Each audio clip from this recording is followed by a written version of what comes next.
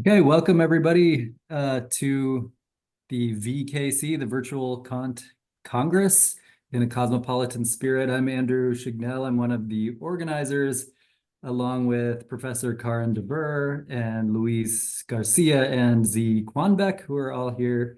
And we're very happy to be presenting or to be sort of handing it over to a session organized and curated by Mexican Kantians or Kantians in Mexico. So we actually split up the North American Kant Society into three groups because North America is big and there are lots of different things happening, I suppose. And so we've already heard from Canada and the US, and so now it's time for Kant studies in Mexico. I just wanted to point out that we typically stay on after the session, turn off the recording, and have a more informal conversation if people want to stick around. So you're certainly welcome to do that. And without further ado, I'll hand it over to the host and chair for the session, who is my friend Efrain Lazos from the National Autonomous University of Mexico. Efrain. Okay, so thank you. I hope you're listening at least properly. So we're very glad to do this here in Mexico. Let me just say two things very briefly about us. We are very diverse. We have several generations, several institutions, several types of institutions, public and private. So we are sort of a wild bunch. But what we want to do now is to have like a non-centralized way of meeting ourselves and meeting each other. Mexico is a big country and there's lots of people doing Kant studies, interesting Kant studies all over the country. And so we welcome this opportunity to, inaugurate, and we're actually having our first session as a Mexican section of the North American Kant Society. We appreciate a lot the invitation and also the welcome that both Daniel and Robert have offered us to do this Mexican section of NAKS. We're going to meet at least once a year with different speakers, but we'll have also reading groups and study groups. We'll be informing about this. Very briefly, I think our roots are diverse as well, but I want to mention two of our roots, two of the roots of Kant studies in Mexico today. One of them is, of course, the vitalism of Ortega y Gasset by José Gauss, who came here after the Spanish Civil War, or during the Spanish Civil War. And Gauss was the teacher of most of our teachers, important teacher. So this is one of our roots that we sort of cherish. The other root is very different and is perhaps the Oxford kind of conceptual analysis, specifically Strawson's philosophy was very important here for a while, and it still is. So this mixture maybe helps explain what we are trying to do in this country with Kant-Forschung.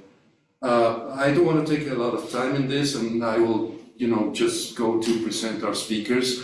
And I am very, very happy to have them both here with us. So we will hear our colleagues, also different generations. First, we're going to listen to Julia Muñoz. She's a graduate from UNAM, and she's now a teacher in the Facultad of Philosophy and Literature. She teaches Kant and also early modern philosophy. Her students love her. So she's gonna talk about the Kantian limits of tourism in a globalized era. I want to, just the floor is yours. Okay, great. Thanks. Yeah, just a second.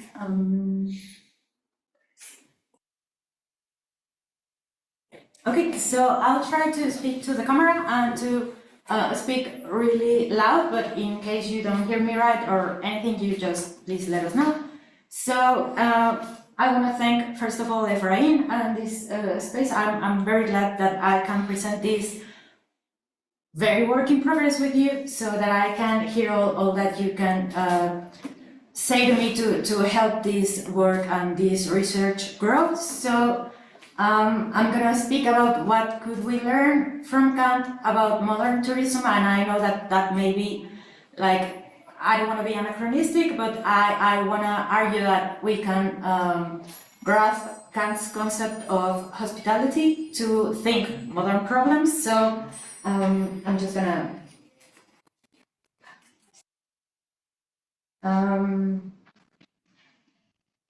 yeah. Okay. So those are my three objectives today. First of all, I want to argue why hospitality, even though it is a right, it cannot be understood as unconditional. My second objective is that I want to show how Kant's concept of hospitality can help us arguing in favor of regulating tourism, not just Airbnb, but tourism in general. And finally, I want to argue that the structural conditions of tourism today make it impossible for us to exercise our right to visit without participating in an unjust system. So that's what I'm aiming to. And yeah, so this is going to be like the structure of my talk. First of all, I want to share with you something that happened in Oaxaca at the beginning of the year, and how this prompted me to think about these Kantian subjects from this light. Then I'm gonna make some important disclaimers about cosmopolitanism and hospitality. And finally, I will talk about what I find interesting in Kant's concept of hospitality in relation to tourism. So starting very quick about what happened in Oaxaca this year. So on January the 27th, several civil groups or organizations protested against gentrification and tourism in Oaxaca de Juárez, which is the capital of that state. And why are they protesting specifically against tourism? Because, first of all, the tourism industry is occupying lots of water, so the inhabitants from Oaxaca don't have enough water for their all days life. There is also a concern with cultural appropriation, because nowadays there are a lot of mezcalerias and folklorization and like some kind of making this exotic place of Oaxaca, which is not what the people from there want. And finally, the lack of regulation and just how from $100 is now up to $600 a month, the rent for the people who live there, because tourism occupies most of the apartments and all that stuff. So as part of the protest, the people made these signs at walls. So they were saying things like, migrants, yes, gringos no, gringos make life in Oaxaca more expensive, tourists go home, your commodity is our displacement.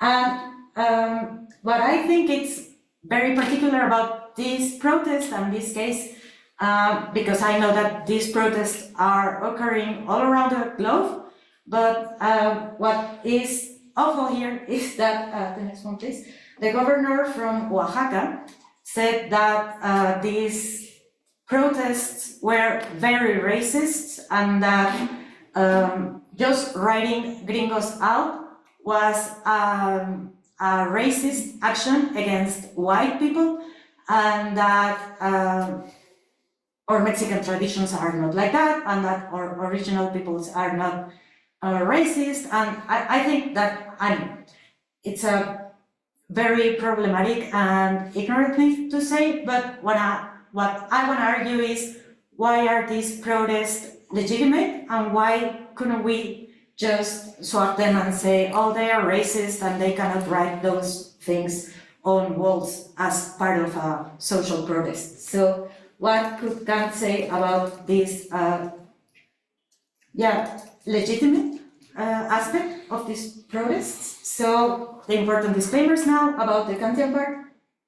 First of all, I know that I am entering a domain which is very problematic because we don't have like a very precise grasping of Kant's concept of cosmopolitanism and hospitality. So regarding the first one, I'm just citing here a very important paper from Flickschuh, where she is stating how Kant's cosmopolitanism has been variously interpreted as an apology for enlightenment and political imperialism, as serving critique of early European colonialism, as anticipating transnational political movements, and a very disparaging ways of understanding what Kant wanted to do with this cosmopolitanism. So my first disclaimer is subscribing what Flickschuh already said, and better than I, is that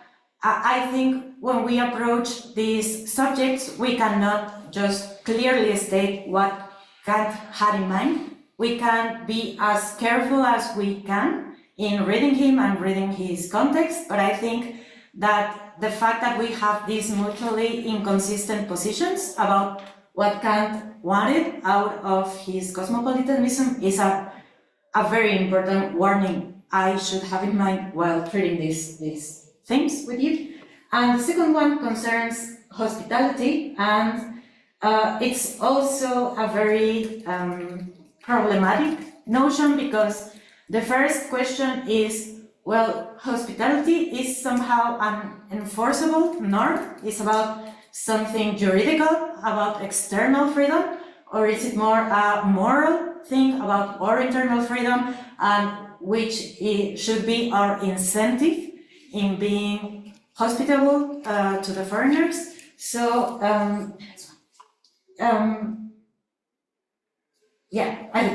so here is a quote from Nissen. I don't know why it's so awful, but then again. Nissen says that hospitality is an enigmatic category that includes our right not to be treated as an enemy when arriving on foreign soil.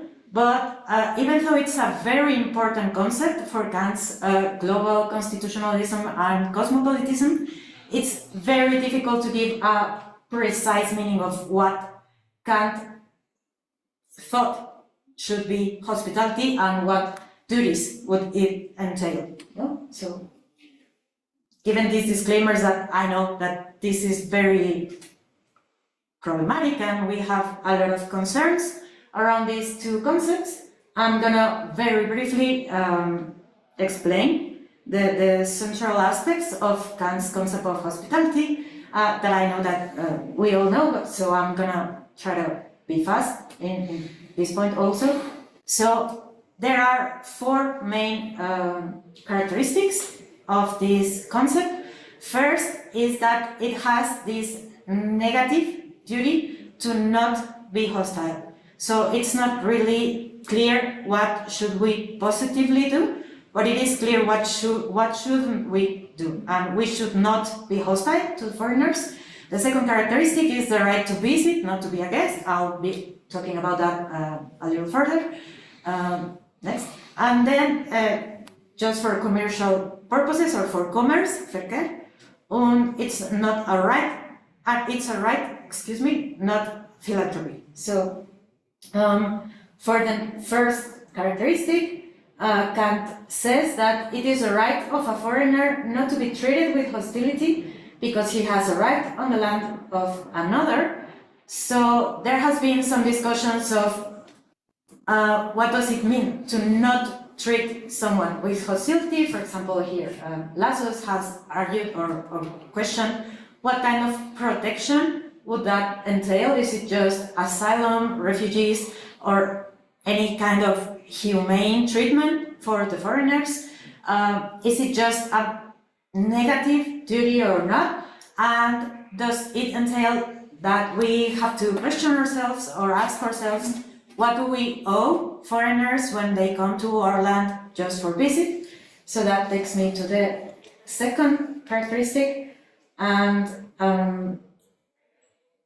it's our right to visit, not to be a guest, and this is also a very ambivalent notion of Kant. So first of all, there have been some authors that understand this aspect as being something non-coercible. I cannot force myself or impose myself into the people that receive me. So I have just this right to present myself and to offer what I want to offer, but I cannot coercively force those people to enter in a commerce relation with me. Or also as a temporal aspect of this right, because I do not have the right to stay or to impose my stay. That would be a very different process.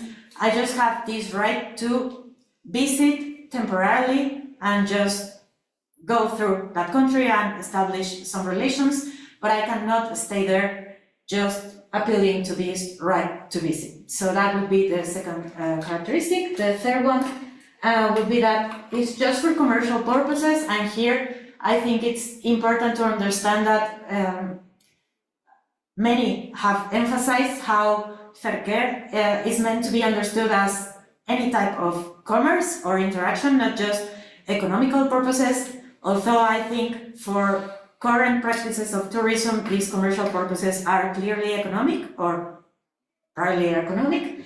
For Kant, it should be understood as any form of interaction, travel, migration, intellectual exchange, etc. And finally, the last characteristic is it's a right, not philanthropy. And here I go to the metaphysics of morals, where Kant explains us that for something to be considered as a right, it needs to be like a right is the sum of conditions under which the choice of one can be united with the choice of another in accordance with a universal law of freedom.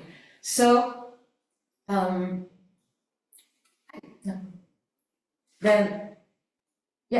So for me, it's important to ask like how it would be, what kind of limitation or conditions that limit my freedom would make possible for me to demand hospitality, or at least not hostility. So,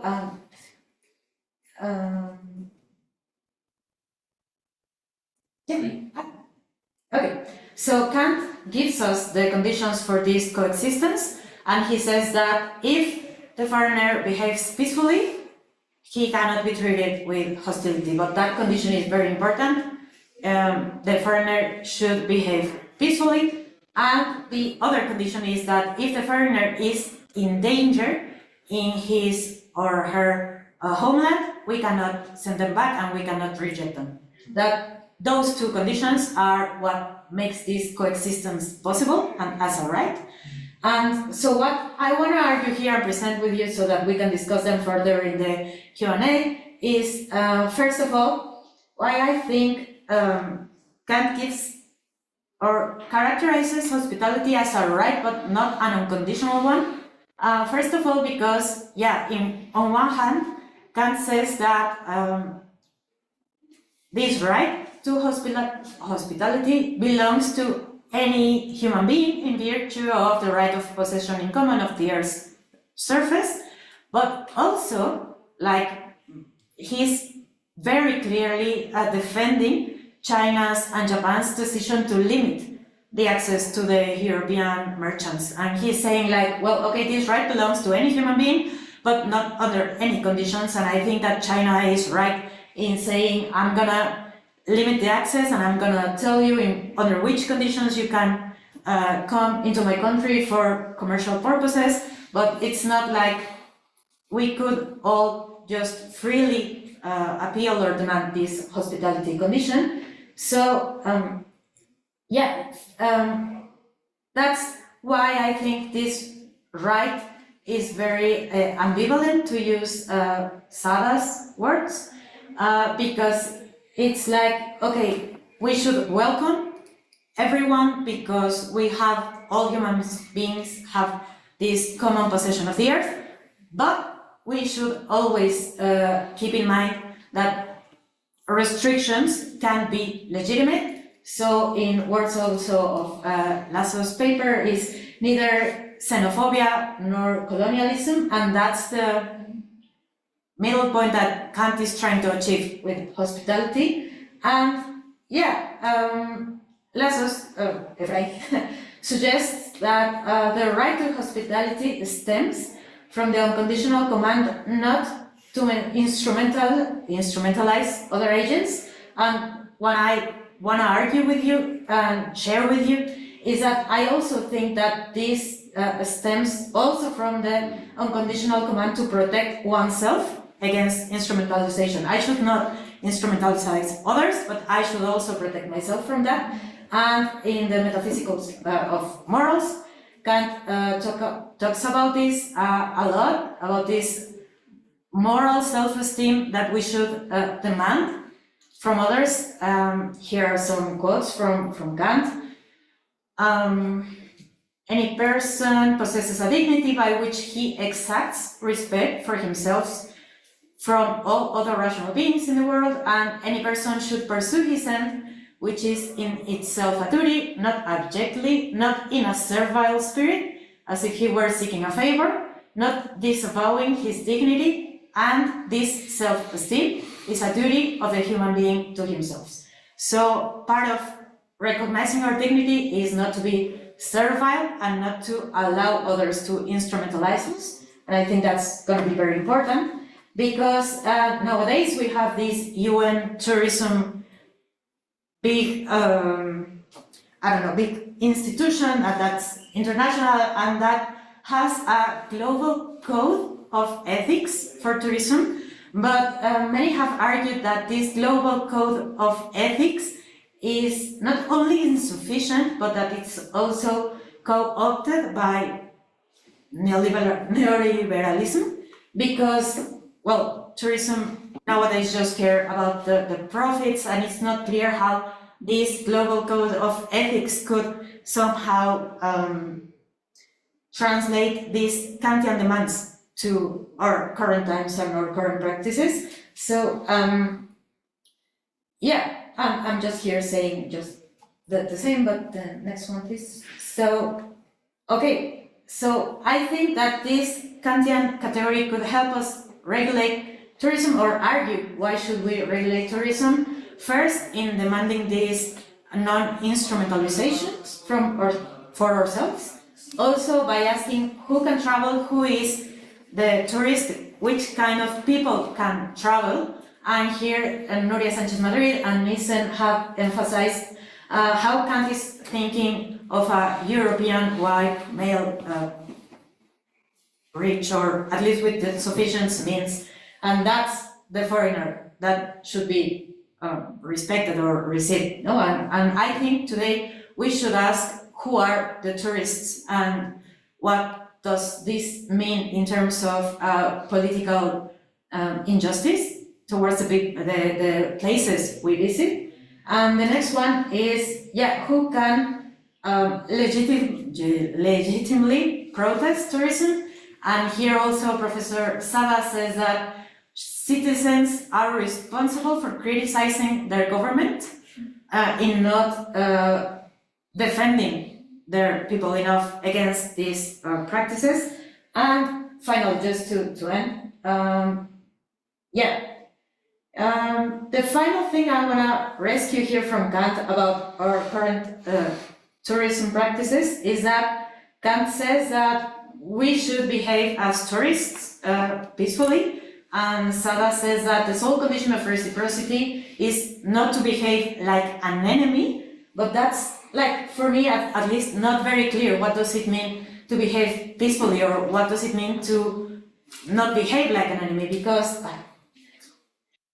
we have very different kinds of, not behaving peacefully when I travel. For example, here I share with you the news that an unvaccinated French boy reintroduced measles to Costa Rica, while on holiday because he was unvaccinated, and that is now a problem for Costa Rica.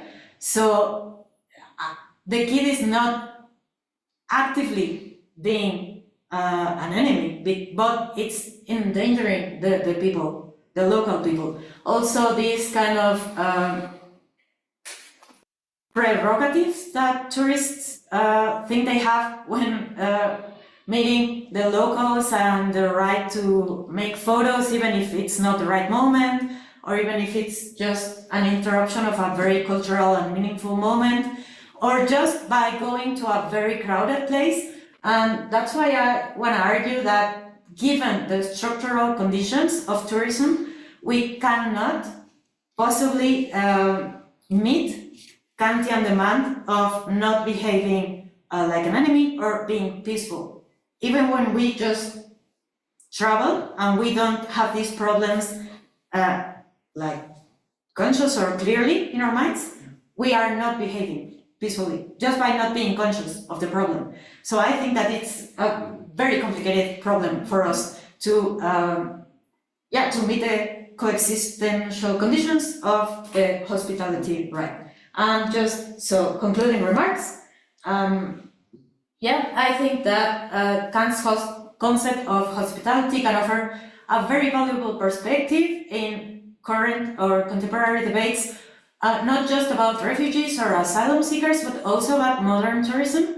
And from a Kantian point of view, protests like the one from Oaxaca that I told you about, and that are going on all around the world, can be considered as legitimate, as necessary, and not racist, as they emphasize that hospitality should always have a limit, especially when it evolves into a sort of colonial practice. I'm not just exercising my right to visit, and that's all I wanted to share with you, so thank you.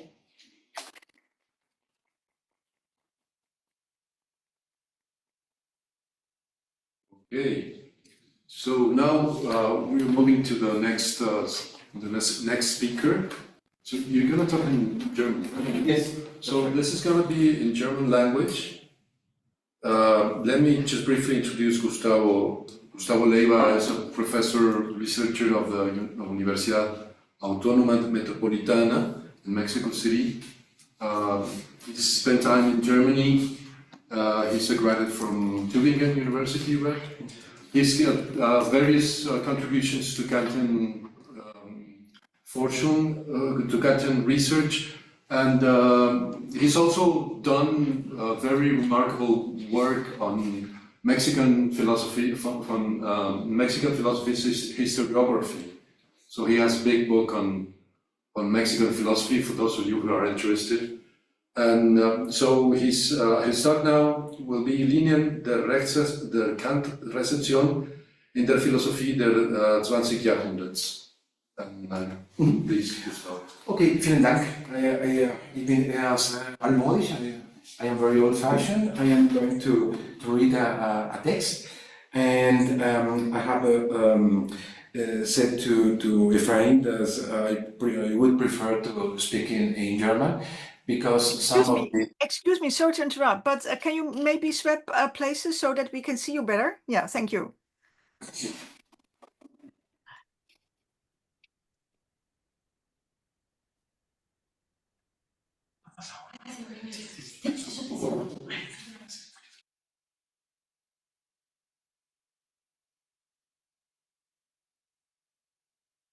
And I'm going to speak in German.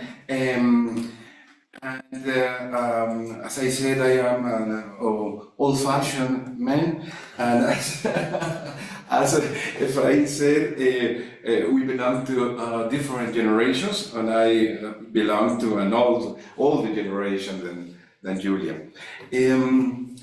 Guten Tag, liebe Kolleginnen und Kollegen.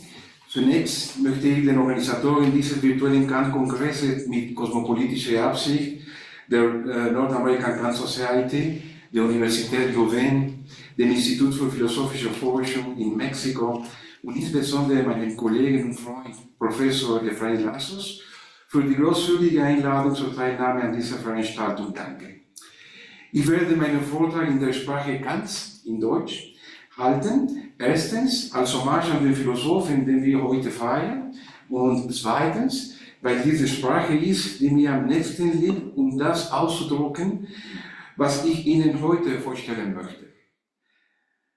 Nach der Veröffentlichung der Kritik der reinen Vernunft wurde das Denken Immanuel Kants allmählich zu einem zentralen Bezugspunkt in der philosophischen Diskussion. Wir wissen jedoch, dass die ersten Reaktionen auf die Kritik der reinen Vernunft nicht besonders positiv ausfielen und dass diejenigen, deren Meinung für Kant besonders wichtig war, nämlich Christian Gaffer, Johann Nikolaus Tetens und vor allem Moses Mendelssohn, entweder keinen Kommentar dazu abgaben oder wie Gabe in einer der ersten Rezensionen zur ersten Kritik, die am 19. Januar 1782 in den Göttingischen Gelehrten Anzeigen veröffentlicht wurde, darin, in der Kritik der reinen Vernunft, eine große Ähnlichkeit mit den Positionen von Berkeley und Hume seien.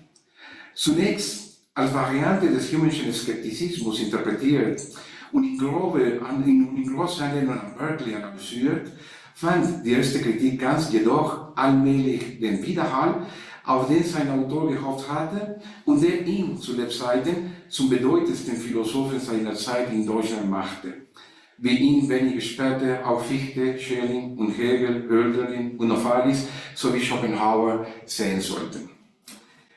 Seitdem ist Kants Philosophie in den letzten 2 Jahrhunderten im Rahmen verschiedener Traditionen, Strömungen und Disziplinen unablässig gelesen, interpretiert, weiterentwickelt und diskutiert worden. In der angelsächsischen und kontinentalen Philosophie, ebenso wie in der lateinamerikanischen Philosophie, sei es in der Erkenntnistheorie, Ethik, Ästhetik, Rechtsphilosophie, politische Philosophie, Geschichtsphilosophie oder Religionsphilosophie. Ihren starken Einfluss betrifft, und ich greife hier die von Norbert Hinske getroffene Unterscheidung auf, sowohl die kantische Philologie und die kantische Forschung als auch den Kantianismus. Die erste, also die kantische Philologie, wollte sich mit der Feststellung und Fixierung des kantischen Originaltextes befassen. Die zweite, also die kantische Forschung, wollte darauf abzielen, Fragen der Biografie, der intellektuellen Entwicklung, des Textkommentars, der Geschichte der Quellen und Konzepte des kantischen Denkens zu untersuchen. Der dritte, schließlich der Kantianismus, wurde als systematische philosophische Annäherung an Fragen sowohl der theoretischen Philosophie als auch der praktischen Philosophie sowie der Ästhetik und der Geschichtsphilosophie verstanden, die im Rahmen eines Dialogs, eines Rekonstruktionsversuchs oder einer Kritik Kants aus Problemen der jeweiligen Gegenwart heraus entwickelt wird. In diesem Text möchte ich einen kurzen Überblick über einige der Hauptstränge der Rezeption der kantischen Philosophie geben. Angesichts aber des enormen Umfangs musste ich mich jedoch aus Zeitgründen einer dreifachen Einschränkung unterwerfen. Die erste Einschränkung hat mit der Beschränkung auf den deutschen Raum zu tun. Und auch innerhalb dieses deutschen Raums habe ich wiederum aus Zeitgründen einige Linien und Autoren auslassen müssen. Die zweite Einschränkung hat mit den im Rahmen dieses Aufsatzes betrachteten Disziplinen zu tun, die sich in erster Linie auf diejenigen der theoretischen Philosophie und der Metaphysik konzentrieren mussten, so dass andere, ebenfalls entscheidende Disziplinen wie die Ethik, die Rechtsphilosophie, die Ästhetik, die Geschichtsphilosophie und die Religionsphilosophie außer Betrachtung leider blieben. Die dritte und letzte Einschränkung besteht schließlich darin, dass ich mich auf einen Zeitraum konzentrieren werde, der im Wesentlichen das 19. Jahrhundert und die erste Hälfte des 20. Jahrhunderts umfasst. Also, erstens. Die erste Generation des Kantianismus entstand in Deutschland noch zu Lebzeiten Kants und entwickelte sich ab 1785 langsam zu einer Bewegung. Zu dieser Bewegung gehörten Denker mit unterschiedlichem Hintergrund wie Johann Schulz, dem wir den ersten Kommentar zur Kritik der reinen Vernunft verdanken, der 1785 veröffentlicht wurde. Christian Gottfried Schulz, Karl Christian Schmidt, Friedrich Gottlob Born, Georg S. A. Melin und der frühe Karl Johann Reinhold gehören auch zu dieser ersten Gruppe von Rezipienten von der kantischen Philosophie. Schulz, Professor für Mathematik an der Universität Königsberg, bot in seinem Buch Erläuterungen über des Herrn Professor Kants Kritik der reinen Vernunft 1784 die erste Darstellung und Verteidigung der kritischen Philosophie, die von Kant selbst in einem Brief an Herz gelobt wurde. Schulz war der erste Professor, der die erste Darstellung der Philosophie Kants im Jahr 1784 lieferte. Schmidt seinerseits hielt 1785 in Jena die erste Vorlesung über Kants Philosophie, aus der ein Kommentar und das erste Wörterbuch der kantischen Begriffe hervorgingen.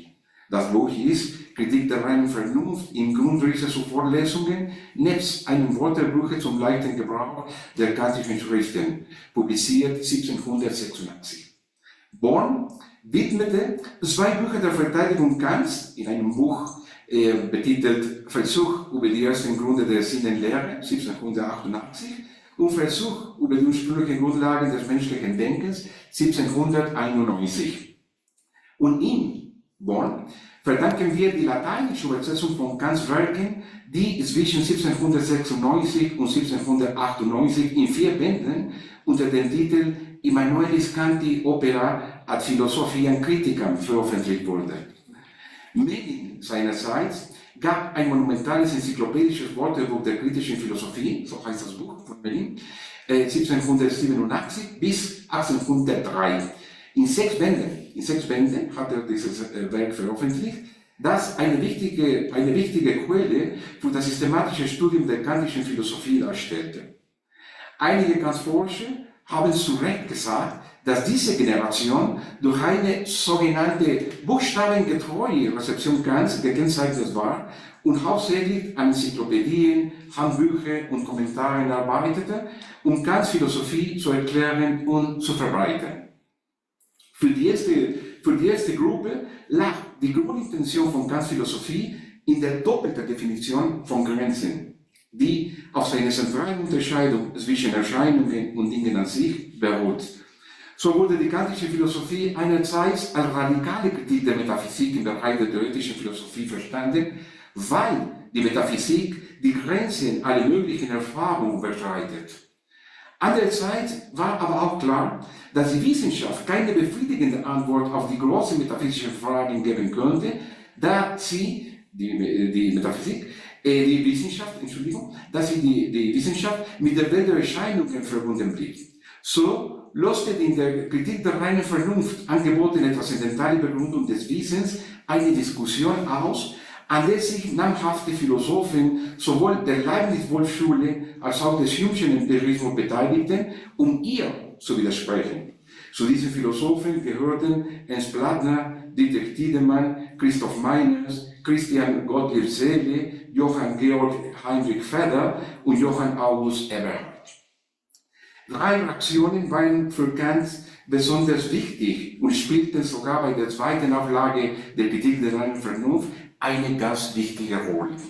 Erstens, der Streit um die Göttin der Rezension mit dem Erscheinen einer anonymen Rezension, die, wie sich später herausstellte, aus der Feder von Johann Georg Heinrich Feder stammte, in den göttlichen Gelehrtenanzeigen am 19. Januar 1782, in der darauf hingewiesen wurde, dass Kant letztlich eine Variante des transzendentalen Idealismus von Berkeley und Hume vorgelegt hatte. Zweite Reaktion, die 1789 im philosophischen Magazin veröffentlichte Kritik Johann August Eberhards, der argumentierte, dass das, was Kant als neue Philosophie präsentierte, in Wirklichkeit bereits bei Leibniz vorhanden war. Und schließlich, drittens, der von Kant Johann Reinhold mit seinen Briefen über die kantische Philosophie in der Zeitschrift Der Deutsche Merkur 1786 initiierte Rezeptions- und Kritikstrang mit dem Ziel, eine popularisierte Version der in der Kritik der reinen Vernunft präsentierten Philosophie anzubieten.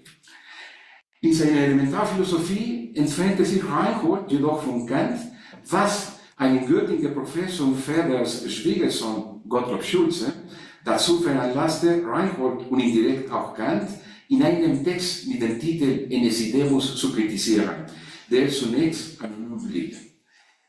Gegen diese Schrift reagierten unter anderem Johann Carl Christian Fiesbeck in einem Werk, das die Hauptmomente der Reinholdschen Elementarphilosophie in Bezug auf die Anwendung des Enesidemus untersucht hatte, 1794, in Kants ehemalige Schule Jakob Sigismund Beck mit einem Buch Versuch, eine Widerlegung des Enesidemus gegen die Reinholdsche Elementarphilosophie 1785 und sogar Fichte, der darauf hinwies, dass Schulzes Skepsis einen, Zitat, sehr anmaßenden Dogmatismus, durch einen sehr anmaßenden Dogmatismus, so sagt Fichte, Ende des Zitats, gekennzeichnet sei. Die Kontroverse, die Reinholds Elementarphilosophie innerhalb der kantischen Schule auslöste, hat den Versuch in Gang gesetzt, die Philosophie auf ein erstes Prinzip zu gründen und eröffnete damit die Debatte um die Grundlagen der kritischen Philosophie. Dies führte zu einer Transformation des philosophischen Denkens, die, ausgehend von Kant, zu philosophischen Konstellationen, wie Dieter Henry sagte, führte, die kantischen Motive teilweise noch formulierte und in alle Lebensbereiche eingriffen. Dies ebnete den Weg für eine zweite Welle der Rezeption der kantischen Philosophie, die bis in den entstehenden deutschen Idealismus hineinreichte. Hier galt es, die Fiktion auf den Buchstaben des kantischen Textes zu überwinden, die Überwindung der Buchstaben, und stattdessen den Geist der kantischen Philosophie zu erfassen, um die philosophische Reflexion entsprechend voranzutreiben. So war Johann Gottlieb Fichte davon überzeugt, dass Kant die richtige Philosophie hatte, aber nur in ihren Ergebnissen, nicht aber nach ihren Grundlagen. Das philosophische Programm sollte daher darin bestehen, die Philosophie zu ihrem Fundament, zu ihrer Grundlage und damit zu ihrer Vollendung zu führen. Fichtes Bemühungen richteten sich also auf die Suche nach der Grundlage, auf der ein System errichtet werden sollte, das aus einem einzigen obersten Prinzip abgeleitet werden sollte, in dem das Theoretische und das Praktische, das Wissen und das Handeln in ihrer unauflöslichen Einheit gezeigt werden sollte. Gezeigt und begründet werden sollte. Im Horizont der Rezeption und Kritik der Philosophie Fichtes wurden Motive aus der Vereinigungsphilosophie des 18. Jahrhunderts sowie aus der Philosophie Spinozas durch das Werk Jacobis von Schelling, Hölderlin und Hegel aufgegriffen, die sich allmählich von Fichte zu distanzieren begannen. Ausgehend von einer radikalen Religionskritik auf kantische Grundlage entstand so in Tübingen 1790 bis 1795 eine eigentümliche Konstellation, erneut Dieter Henry, die die Kluft zwischen Erscheinung und Ding an sich, Subjekt und Objekt, theoretische Vernunft und praktische Vernunft schließen wollte. Um beide in ihrer Einheit zu denken, eine Einheit, die sich sowohl auf dem Gebiet der Erkenntnis als auch auf den Gebieten der praktischen Philosophie, der Ästhetik, der Naturphilosophie sowie der Politik und Geschichte zeigen sollte.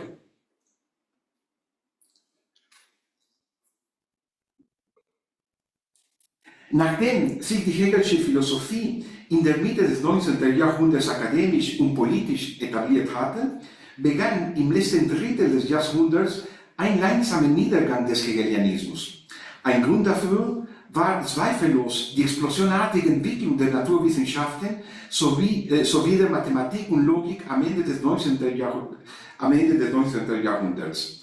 Hegels spekulative Philosophie schien damals für Philosophen, die sich für die neue Entwicklung der Logik, Mathematik und Physik interessierten, eher obsolet zu sein. In ähnlicher Weise trennte die Etablierung der Psychologie als Wissenschaft, die sich mit der Erforschung mentaler Zustände und Prozesse befasst, Hegels Philosophie des Geistes als ernsthaftes philosophisches Projekt in den Hintergrund.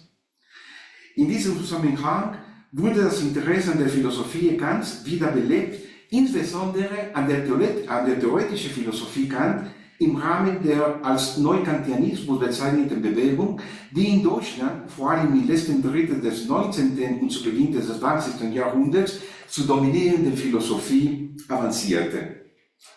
3 Merkmale werden den Neukantianismus besonders kennzeichnen. Erstens, der Versuch, die kritische Philosophie Kants nach dem Zusammenbruch des absoluten Idealismus zu rehabilitieren. Zweitens, eine Neubewertung der kantischen theoretischen Philosophie, die die Beiträge des Positivismus und des Materialismus berücksichtigen, aber gleichzeitig eine Antwort auf beide, Positivismus und Materialismus, geben musste.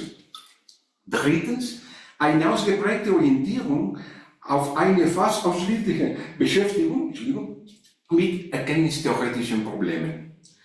Die ersten Denker, die das Aufkommen des Neukantianismus vorbereiteten, waren, also wie man weiß, Kuno Fischer und Eduard Seller. Kuno Fischer war ein direkter Lehrer von Otto Liebmann, Johannes Volkert und Wilhelm Windelband. Fischer gilt als einer der größten Philosophiehistoriker des 19. Jahrhunderts und ist Autor einer biografischen intellektuellen Darstellung Kants, Kants Leben und die Grundlagen seiner Lehre, 1860. Eduard Seller seinerseits veröffentlichte ebenfalls in den 80er Jahren des 19. Jahrhunderts ein Buch mit dem Titel Über Bedeutung und Aufgabe der Erkenntnistheorie, 1862, den wir nach Ansicht der Wissenschaft den Begriff Erkenntnistheorie verdanken. Für Seller war die Erkenntnistheorie die Grundlage der kantischen Philosophie und ganz allgemein der Philosophie und der Wissenschaft überhaupt. In das letzte Viertel des 19. Jahrhunderts fallen auch das Wirken und der Einfluss von 2 weiteren Denkern, die einen wichtigen Beitrag zur Entstehung des Neukantianismus leisten sollten. Es handelt sich um den deutschen Wissenschaftler Hermann von Helmholtz und Friedrich Albert Lange. Im Falle von Helmholtz kann man sagen, dass er sich der kantischen Philosophie gerade durch seine Studien der visuellen und akustischen Empfindungen näherte. In diesem Sinne sind seine Werke über das Sehen des Menschen 1855, die Lehre von der Tonempfindungen 1863 und die Tatsachen der Wahrnehmung 1879 zu nennen. Helmholtz vertrat die Auffassung, dass die Daten, die von Sinneseindrücken wie Farben, Tonen oder Geruchen geliefert wurden, nicht durch die von Menschen empfangenen äußeren Reize, sondern durch die Struktur der Sinnesorgane erklärt werden mussten. So wie Helmholtz in dem bereits erwähnten Werk Die Tatsachen in der Wahrnehmung, so der Titel des Buch von ihm, versuchen, das Kantische a priori physiologisch zu begründen. Die innere Struktur des Geistes sowie die Eigenschaften der physiologischen Apparate des Menschen sind es, die den kantischen Apriorismus zu erklären vermögen. Wie schon Eduard Seller betonte auch Helmholtz, dass die Erkenntnistheorie die zentrale philosophische Disziplin nicht nur für Kant, sondern für die Philosophie überhaupt sei. In der Erkenntnistheorie, sollten Untersuchungen zur Klärung der Wahrnehmung von Raum und Zeit und des Bewusstseins von beiden eine zentrale Rolle spielen. Doch erst 1871 setzte sich die philosophische Bewegung in Gang, die zu einer Wiederbelebung der Philosophie Kants führte und damit eine neue Etappe in der Rezeption des Königsberger Denkens einleitete. In diesem Jahr, 1871, veröffentlichte Hermann Cohen Kants Theorie der Erfahrung, 1871, die in gewissem Sinne als Geburtsurkunde des Neukantianismus gelten kann. Der von Hermann Cohen zunächst vertretene Kantianismus orientierte sich am Vorbild der Naturwissenschaften und war insbesondere mit der Rekonstruktion der Grundlagen wissenschaftlicher Erkenntnis befasst. Demnach sollte die Philosophie eine objektive Begründung des Wissens liefern und mit Wissen war wiederum bei Cohen in erster Linie das System der mathematischen Naturwissenschaften des späten 19. Jahrhunderts gemeint. Der eigentliche Kern der kantischen Philosophie wurde also auf eine Logik der empirischen Wissenschaften im Rahmen einer Interpretation verlagert, die sich polemisch gegen die Interpretation des deutschen Idealismus richtete. Tatsächlich aber reduzierte dieses Programm des Neukantianismus bei Cohen die kantische Philosophie, wie gesagt, auf eine Logik der empirischen Wissenschaften und übte damit einen erheblichen Einfluss, insbesondere auf die Arbeiten des sogenannten Marburger Neukantianismus und auf die Kantforschung und Rezeption im Allgemeinen aus. Man denke nur an zwei der prominentesten institutionellen Erscheinungsformen dieses Neukantianismus. Erstens, die 1896 gegründete Zeitschrift Kant Studien und zweitens die 1904 ins Leben gerufene Kant-Gesellschaft, die beide auf die Initiative von Hans Feinger zurückgehen, der bei dem bereits erwähnten Friedrich Albert Lange ausgebildet worden war und dem, in diesem Fall Feinger, einen Kommentar zur Kantkritik der reinen Vernunft 1881 bis 1892 verdanken. Der Neukantianismus, sowohl in der Linie der Marburger Schule, deren prominenteste Vertreter Hermann Cohen und Paul Natter waren, als auch im Falle der südwestdeutschen Schule, vertreten durch Wilhelm Windelband und Heinrich Rickert, war, wie schon gesagt, die dominierende Philosophie im letzten Drittel des 19. und in den ersten beiden Jahrzehnten des 20. Jahrhunderts mindestens in Deutschland.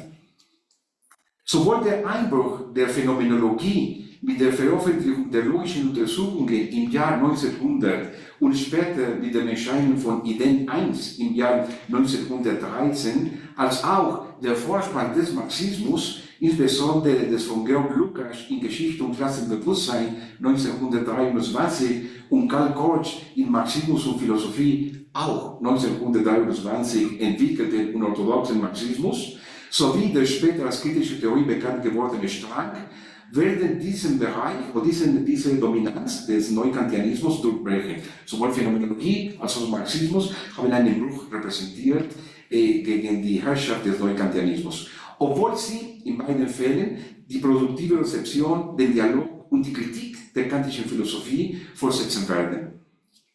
Was den zweiten dieser Stränge, den mit dem Marxismus verbundenen, betrifft, so ist darauf hinzuweisen, dass sich innerhalb des eigenen Neukantianismus der Marburger Schule ein Strang herauszubilden begann, der versuchte, Kant mit Marx zu verbinden. In diesem Sinne ist das Werk von Karl Vorländer, der in Marburg bei Cohen und Natter ausgebildet wurde, mit dem Titel Kant und der Sozialismus 1900 hervorzuheben. Darin legt Vorländer seine Überzeugung dar, dass das nun beginnende Jahrhundert, das 20. Jahrhundert, ebenso im Zeichen des Sozialismus steht, wie das 19. Jahrhundert im Zeichen des Individualismus, den er mit dem Liberalismus identifiziert. Das Interessante dabei war, so Vorländer, dass beide Traditionen, sowohl Sozialismus als auch Liberalismus, beide Traditionen des wirtschaftlichen, sozialen und politischen Denkens mit der Philosophie Kants verbunden sind. In diesem Sinne weist Vorländer darauf hin, dass es falsch war, die Reichweite der Philosophie Kants nur auf eine Erkenntnistheorie zu reduzieren, denn der Neukantianismus hatte die kantische Philosophie wiederbelebt, in der der Neukantianismus, die verschiedenen Reflexionsfelder der kantischen Philosophie anerkannte bzw. anerkennen musste. Das, ein Bereich oder ein Feld der Erkenntnistheorie, das der Naturphilosophie, das an der Bereich des Ethischen, des Ästhetischen und sogar des Religiösen, der Religionsphilosophie. Es sei also notwendig, darüber reflektieren und zu betonen, wie die Philosophie Kants auf die Sphäre der sozialen Bewegung ausgedehnt werden könne, wo es, wie Vorländer feststellt, bis dahin eine gewisse Ablehnung Kants gegeben habe. Zum einen, weil die begründete Reflexion über die soziale Bewegung, also nach Vorländer Marx und Engels, von der Philosophie Hegels ausgingen. Zum anderen, weil es damals am Wissen über die Methode der kantischen Philosophie mangelte. Allerdings, so Vorländer, hätten einige hervorragende Kantianer schon damals die kritische Methode auf das Gebiet der Sozialphilosophie, das ist das Wort oder der Ausdruck von Vorländer, Sozialphilosophie, ausgedehnt. Also die kritische Methode, die kantische Methode auf das Gebiet der Sozialphilosophie ausgedehnt. Um eine Begründung des Sozialismus auf der Grundlage der kantischen Ethik anzubieten. Unter den Kantianern, die sich in diese Richtung bewegten, nennt Vorländer Friedrich Albert Lange, der sogar Mitglied der ersten Internationale war, Hermann Cohen, Rudolf Stadler, Paul Natter und Franz Staundinger. Auf der Seite der Marxisten und Sozialisten, die sich ihrerseits Kant eingenähert hatten, nennt Vorländer Jean Jaurès, Konrad Schmidt, Edward Bernstein und Ludwig Boltzmann. So könne man, so Vorländer, sowohl von sozialistischen Kantianern als auch von kantischen Sozialisten sprechen. Gerade bei den Kantianern geht es darum, zu untersuchen, wie sozialpolitische Fragen in der kantischen Philosophie erscheinen oder auszudrücken sind. So schien ein genauer Blick auf die Rechtslehre der Metaphysik des Süden, in der für viele der Kern von Kants Politik und Rechtsphilosophie lag, auf den ersten Blick zu einer Begründung des Rechtsstaates zu führen, die Ideen von Freiheit und Recht in den Mittelpunkt stellten. Vorländer fügt jedoch hinzu, dass zu Kants Zeit eine Reihe von Voraussetzungen für die Entwicklung einer Sozialphilosophie im modernen Sinne des Wortes noch fehlten. Dazu gehörten, so Vorländer, die Entstehung und Entwicklung der Großindustrie als Folge der industriellen Revolution, die große Entwicklung des Kapitalismus, die sich vor allem im 19. Jahrhundert trotzdem findet nach Vorländer, in der kantischen Ethik findet sich jedoch der Ausgangspunkt für die Begründung einer sozialistischen Sozial- und Politikphilosophie auf der Basis einer Gemeinschaftsethik, die genau das ist, was den ethisch verstandenen Sozialismus ausmacht. In der Tat, so Vorländer, bezieht gerade das der kantischen Ethik eigene formale Prinzip einer universellen Gesetzgebung einer gemeinschaftlichen Kraft, die sich in der Idee des Reiches der Zwecke zeigt, dass, so eine Vorländer, nur ein Ideal, das Reich der Zwecke ist nur ein Ideal, das aber durch unser Tun und Unterlassen tatsächlich wirklich werden könnte. Ebenso die Formel von Selbstzweck, in der der kategorische Imperativ zum Ausdruck kommt, also bekanntlich handelt so, dass du die Menschheit sowohl in deiner Person als in der Person eines jeden anderen jederzeit zugleich als Zweck, niemals bloß als Mittel brauchst, Zitat Kant, der Grundlegung, richtet sich natürlich an jedes vernunftbegabte Wesen, so Vorländer, auch an den Lohnempfänger und den Tagelöhner, an Proletariat, betont er, Vorländer. In diesen Formulierungen des kategorischen Imperativs und in dem ihnen zugrunde liegenden Prinzip findet sich die, so Vorländer, Grundidee des Sozialismus, der Gemeinschaftsgedanke, von dem aus eine ethische Fundierung des Sozialismus angeboten werden kann. Was die andere Richtung der Philosophie betrifft, die, wie bereits erwähnt, die Vorherrschaft des Neukantianismus in der deutschen philosophischen Szene gebrochen hat, nämlich die Phänomenologie, so ist zunächst daran zu erinnern, dass einige Vertreter des Neukantianismus wie Paul Natter ihre begeisterte Zustimmung zur Kritik des Psychologismus und zum Projekt einer reinen Logik zum Ausdruck brachten, die in den Prolegomenen zur reinen Logik im ersten Band der logischen Untersuchungen von Edmund Husserl dargelegt wurden. Husserl wiederum hatte einen großen Respekt vor Natter, was sich zum Beispiel darin zeigt, wie er, Husserl, auf die Einleitung in die Psychologie nach kritischer Logik verweist. Husserl wiederum hatte großen Respekt vor Natter, was sich zum Beispiel darin zeigt, dass er, in der 5. seiner logischen Untersuchungen über intentionale Erlebnisse und Inhalte, so der Titel der 5. der logischen Untersuchungen, genau gesagt in dem 2. Kapitel auf die Einleitung in die Psychologie nach kritischer Methode von Natter, Freiburg 1888, verweist, wo er vorschlägt, den Begriff des Bewusstseins im Rahmen einer Auseinandersetzung sowohl mit Franz Brentano und Psychologie von empirischem Standpunkt, als auch mit der Einleitung in die Psychologie nach kritischer Methode des Neukantianers Paul Nato zu analysieren möchte.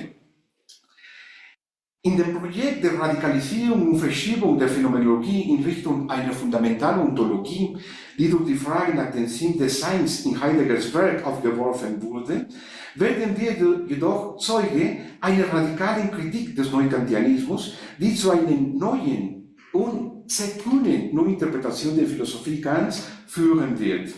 In der Tat bringt Heidegger in Paragraph 6 von Sein und Zeit mit dem Titel Die Aufgabe einer Destruktion der Geschichte der Ontologie seine Überzeugung zum Ausdruck, dass die abendländische philosophische Tradition zu einem Problem geworden sei, dass es verhindere, sich auf die eigene Tradition zu beziehen und sie angemessen zugänglich zu machen, und statt sie transparent zu machen, habe sie diese Tradition verdeckt, indem sie den Zugang zu den ursprünglichen Quellen, aus denen die grundlegenden Kategorien und Begriffe dieser Tradition entnommen wurden, versperrt habe, was zur Vergessenheit ihres Ursprungs geführt habe. Es galt also Heidegger, eine verfestigte Tradition zu verflüssigen, eine verdunkelte Tradition transparent zu machen und zu enthüllen, was der Traditionsverlauf verdeckt hatte. In diesem Sinne stellt Heidegger die Aufgabe einer Destruktion der von der antiken Ontologie überlieferten Inhalte unter dem Leitfaden der Seinsfrage, die, Zitat Heidegger, auf die ursprünglichen Erfahrungen, in denen die ersten und fortan leitenden Bestimmungen des Seins gewonnen wurden. Ende des Zitats, Heidegger, Sein und Zeit. Diese Destruktion ist das Wort, das Heidegger hier benutzt, zielt nicht auf eine Relativierung oder gar eine schlichte Beseitigung der vorangegangenen philosophischen Tradition, sondern vielmehr darauf, Zitat Heidegger, ihre positiven Möglichkeiten in ihren Grenzen aufzustecken. Ende des Zitats. So verstanden, so Heidegger, hat diese Destruktion einen positiven Zweck, dass sie darauf abzielt, zu klären, inwieweit und in welchem Maße in der Geschichte der vorangegangenen Ontologie versucht wurde, das Sein im Zusammenhang mit dem Phänomen der Zeit zu verstehen und ob in einem solchen Horizont das Problem der Temporalität gestellt werden könnte. In diesem Sinne weist Heidegger darauf hin, dass, Zitat, Seite 23, das Original in der Gesamtausgabe, weist Heidegger darauf hin, dass, Zitat, der erste und einzige, der sich eines streckuntersuchenden Weges in der Richtung auf die Dimension der Temporalität bewegte, beziehungsweise sich durch den Zwang der Phänomene selbst dahin drängen ließ, war Kant. Ende des Zitats.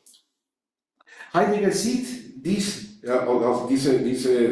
Schritt von Kant in der Lehre vom Schematismus, in der Kritik der reinen Vernunft ausgedruckt, und schlägt dabei eine neuartige Interpretation der Philosophie Kants vor, die er sowohl in seiner Vorlesung Phänomenologische Interpretation von Kants Kritik der reinen Vernunft, Wintersemester 1927 bis 1928, Gesamtausgabe Band 25, als auch in der Auseinandersetzung mit Cassirer in Davos und vor allem in seinem zweiten systematischen Werk nach Sein und Zeit mit dem Titel Kant und das Problem der Metaphysik 1929.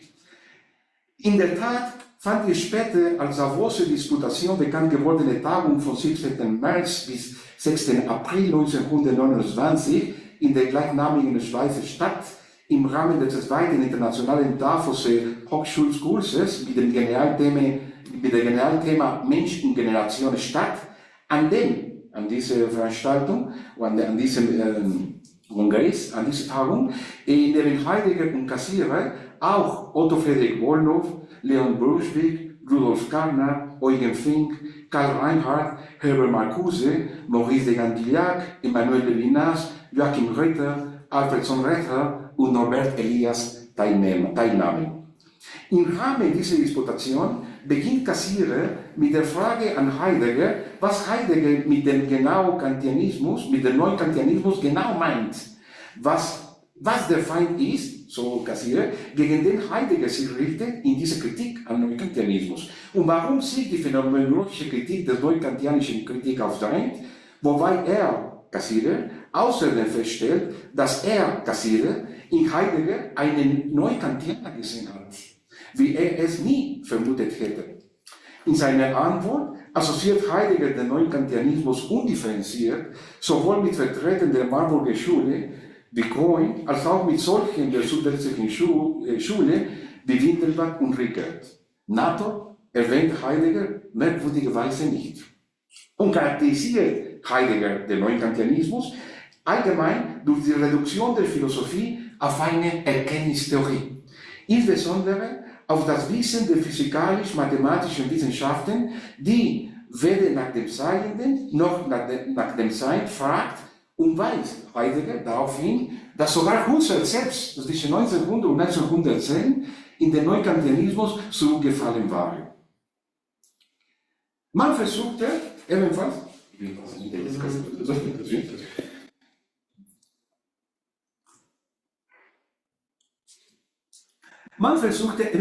in den 90er Jahren, schon im 20. Jahrhundert, im Rahmen einer anderen Interpretationslinie, die vom Kantianismus verdrängte Metaphysik auf andere Weise in der Kant-Interpretation zu bekräftigen.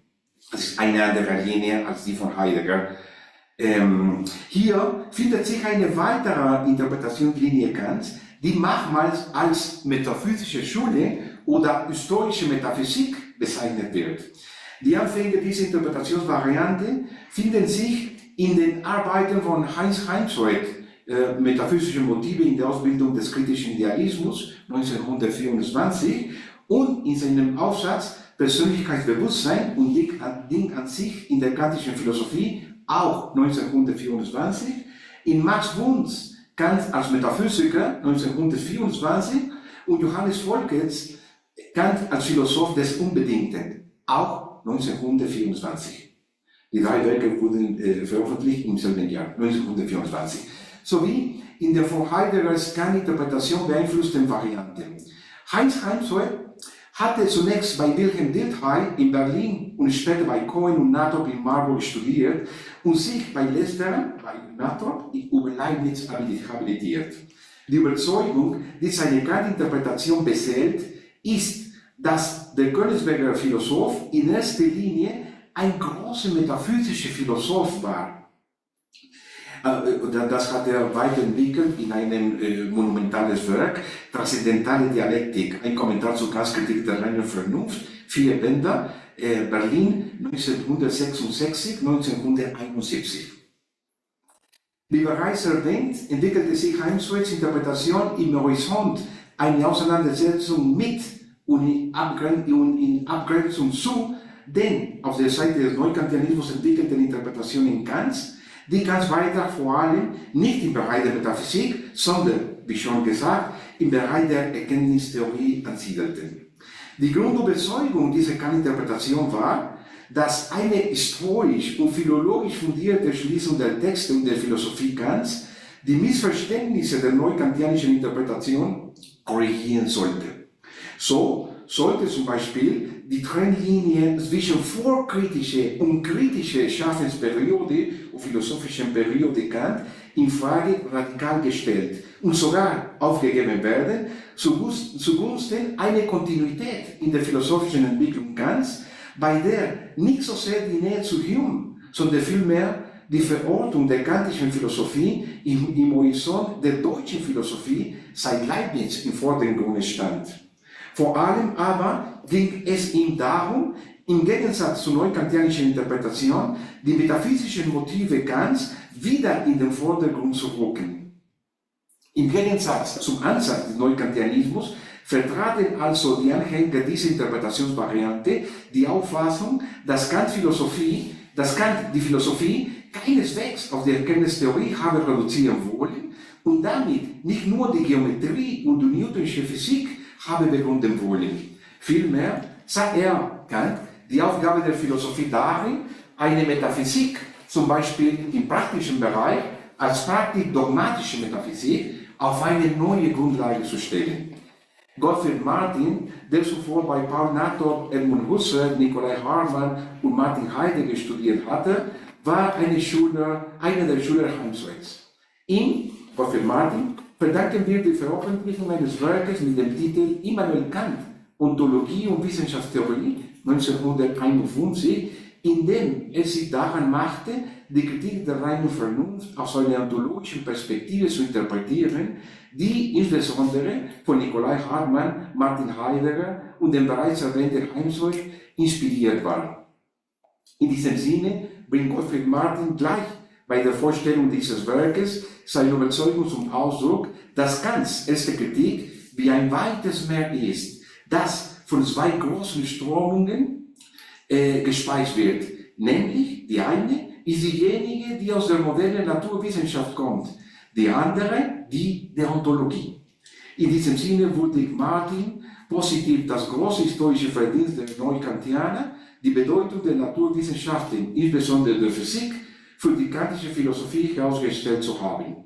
Die Kritik der reinen Vernunft ist, so Martin, in der Tat eine Wissenschaftstheorie der Physik und in diesem Sinne auch eine Theorie der Erfahrung, wie sie bereits von Cohen dargestellt wurde. Kants Werk ist jedoch, so Martin, nicht nur das, nicht nur eine Wissenschaftstheorie der mathematischen, ist das, aber nicht nur das, nicht nur eine Wissenschaftstheorie der mathematischen Naturwissenschaften, sondern zugleich und in nicht geringem Maße eine Ontologie, die die alte Ontologie aufgreift, auf einer neuen Ebene entwickelt. Die Intention hinter Martins Arbeit ist es also, den engen Zusammenhang zwischen Ontologie und Wissenschaftstheorie im kantischen Werk aufzuzeigen und weiterzuentwickeln. Also diese Arbeit war hat eine Vorsetzung, aber diese Vorsetzung war eher über die angelsächsische Philosophie, über die Rezeption der Kant im Bereich der praktischen Philosophie und so weiter. Aber das war ja, für mich ja. Danke, Ihnen Dank und Entschuldigung für diese lange und sicher langweilige Präsentation. Danke.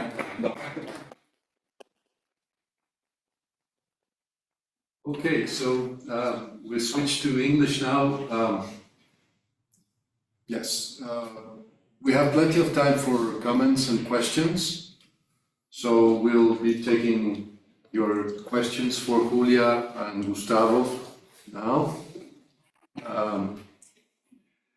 I don't see any hands. Lara, I don't know if I think you should come. Yeah. No, here.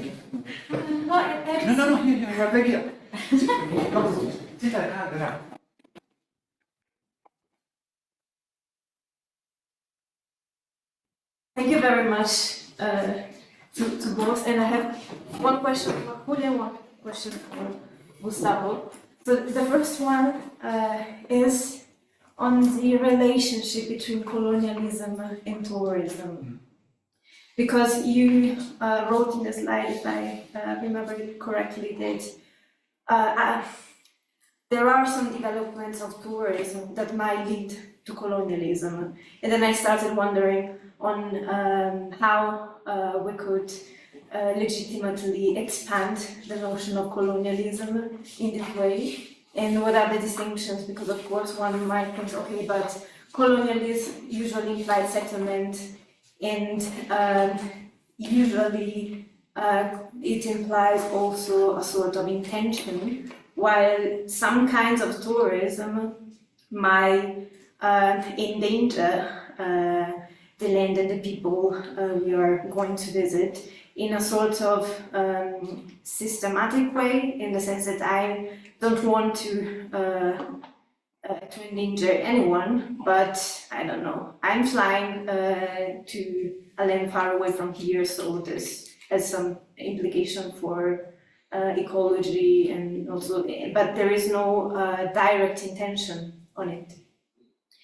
And maybe I should also also ich wechsle zum Deutsch.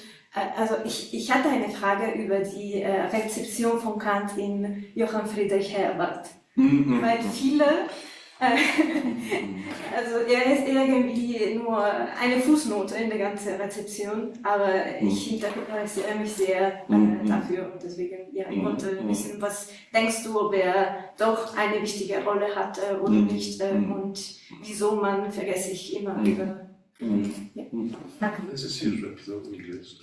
Yes, the second one was on the reception of Kant in Herbert. Herbert was the successor of Kant in Königsberg, and he is very important. I mean, usually we remember Herbert for the pedagogy and the psychology, but not for the metaphysics, although he had many works on metaphysics. So,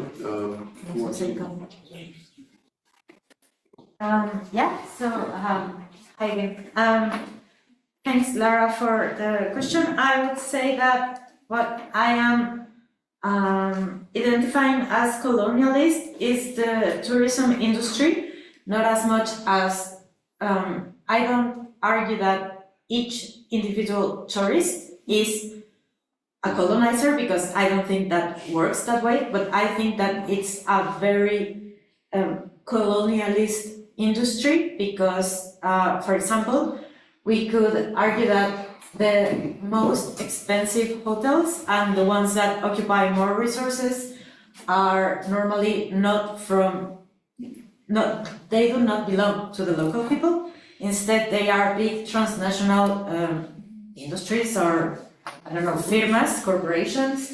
And also, I'd say that there is a very important distinction on how, mass tourism or over-tourism impacts everyone. For example, my image from Venice. But I think tourism impacts differently in what I'm gonna identify as developing or third world countries, that this impact is particularly strong, or it's very different from the ones that may also be experiencing in Europe. So I would say that these porous boundaries that we have today make it easier for colonialism to camouflage, to not appear overtly as colonialist, but I would say that we have enough evidence to support that the tourism industry, once again, not the travelers, is a colonialist practice, I'd say. Yeah, thanks. Okay. so let's Ja, ja, vielen Dank, Lara, für deine Frage. Entschuldigung, ich werde weiter auf Deutsch sprechen, weil ich bin also nicht so jung und es ist ein bisschen schwierig. I am not young anymore, and it is very difficult for me to change from German to English and to Spanish and so. And I would prefer to speak in German. Ja, ich denke, es gibt drei verschiedene Interpretationslinien und Linien, sagen wir mal so, von Fortsetzung, Weiterentwicklung, Kritik von der kantischen Philosophie im 19. Jahrhundert, die ich nicht weiter verfolgt habe. Ne? Einerseits Herbert, ich glaube, das ist ganz wichtig, nicht nur deshalb, weil er der Stuhl von Kant besetzt hat. Und es ist ganz wichtig, also wobei Herbert, ich glaube, es ist relativ klar, dass eine Beziehung oder eine Verbindung zu dieser empirisischen Tradition auch auf eine Weise, ne, so kommt. Das ist die erste Linie, die ich hier leider nicht berücksichtigt habe. Die erste Linie. Zweite Linie, die Schopenhauer-Linie. Die Schopenhauer-Linie ist auch ganz wichtig, also die Welt als Willensvorstellung ist in der Tat, und Schopenhauer also hat das ausdrücklich gesagt, dass die Welt als Willensvorstellung ist eine Fortsetzung der kantischen Philosophie. Und das ist eine Fortsetzung, die sozusagen einen anderen Weg, einen ganz anderen Weg als der von Hegel, Schelling und so weiter geebnet hat und verfolgt hat. Ne? Das ist der zweite Linie. Und die dritte Linie, die ich auch nicht hier sozusagen behandelt habe, ist die Linie vom Positivismus bis hin zum Wiener Kreis, ne? Also Mach Und diese Linie von Freud, ja genau, bis hin zu Kant und so weiter, waren eher sehr, nicht abweisend, aber sie haben sich ein bisschen von Kant distanziert. Ne? Und es gibt auch diese komische, nicht komische, traurige, beschauliche Geschichte, ne? Über die Wiener Kreis hat eine Zeitschrift und diese Zeitschrift wurde sozusagen, wie würde ich sagen, ein bisschen beiseite gelassen, ein bisschen verdrängt durch die ganzen Studien. Und die ganzen Studien war ein Projekt, oder so war verstanden damals, ein Projekt, also von nationalistischen Deutschland, mit einer gewissen Verbindung zum Nationalismus oder zum Faschismus. Ne? Das ist aber auch eine sehr problematische Sache. Diese Diskussion zwischen Bruno Bauch einerseits und Cohen und so weiter über die sogenannte Verjudung der ganzen Studien war auch sehr, sehr traurig und das war eine Katastrophe. No? Ich glaube, das ist Teil der Katastrophe von der deutschen Philosophie im 20. Jahrhundert. No? Dass sogar die Interpretation von Kant wurde sozusagen im Rahmen dieser Diskussion über deutschen Nationalismus, Antisemitismus und so weiter sehr stark geprägt. Also in dieser Periode, in dieser Phase. Aber vielen Dank, ich habe hier notiert. Vielen Dank, Lara. Okay, I have Professor De Boer, Karen, can you ask your question, please? Yes, thank you. In fact, I was interested in the role of Strawson in Mexican Kant's scholarship. And I don't know who would like to contribute to this, but yeah, that's my question. Okay, so Darf ich eine Anekdote erzählen? Ja. Es ist eine ganz komische Anekdote. In 1992 war ich in Tübingen. Und damals gab es in einem großen Raum einen Vortrag von Karl Otto Appel. Und Karl Otto Appel hat über Kant gesprochen. Ne? Und damals hatte Karl Otto Appel, also das war ein Auditorium mit 300 Leuten oder so. Und Karl Otto Appel, der also sozusagen sich distanziert hatte von der deutschen Tradition wegen Holocaust und Nazismus und so weiter und hat versucht, also nicht mehr in der deutschen Tradition, sondern in der US-amerikanischen Tradition, Charles Sanders Peirce und so weiter, von dort aus den Kantianismus weiterzuentwickeln. Ne? Und Karl Otto Appel damals, also ich komme zurück auf diese Anekdote, und Karl Otto Appel hatte gesagt, im Rahmen dieses Vortrags hat er gesagt, ja, das wichtigste Buch über Kant in der zweiten Hälfte des 20. Jahrhunderts ist das Buch von Strawson, Die Bounds of Fence. No?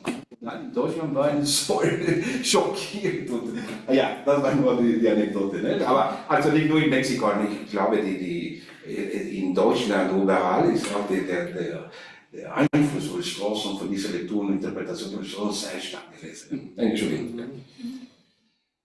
Yeah, so very briefly, Karen, it has to do with the history or the historiography of philosophy in Mexico during the 19th century. So we had like this tradition more oriented to authors and systems rather than problems. And maybe in the 60s, in the late 50s and early 60s, there was a conscious turn among some of the people actually who founded this instituto. They decided to get away from what they considered old traditional ways of doing philosophy, and so they forgot their German and some of the skills of phenomenologists, and they began studying logic and philosophy of science. And in that context, I think the work of Strawson was very, very important for us because it struck like a middle ground between positivistic extremes that we also had here, and more nuanced and more orderly way of doing research in the history of philosophy and in philosophy in general. And so maybe that enlightens or illuminates a little bit this area. But I should say that this is a work that we haven't done, and probably we people like Gustavo and myself can begin doing, and maybe people like Julia and Lara and others could continue then, because it's an ongoing, it's like a task that we have. So I appreciate very much Gustavo's former presentation in another Kant Congress this year, where he stressed more the influence of Kant's writings in Hispanic America, Ibero-America generally. And this is a historiography, like an alternative historiography that we have to make for ourselves and for everybody. But yeah, that's, I hope this clarifies a bit, Karen. Thank you. Yeah. I don't see other questions. Okay, so you want to come? Yeah. So there are a few questions. There are a few questions from the online people. Oh, Yes, Rodika. Please, Karen, go ahead, because I don't have it. I can't see their hands raised here in my connection. Okay, maybe I can list them. Rodika, Joseph Mendoza, and Fabiola. Okay, so go ahead, please. Who's the first one? I'm sorry, I can see the hands raised in my connection.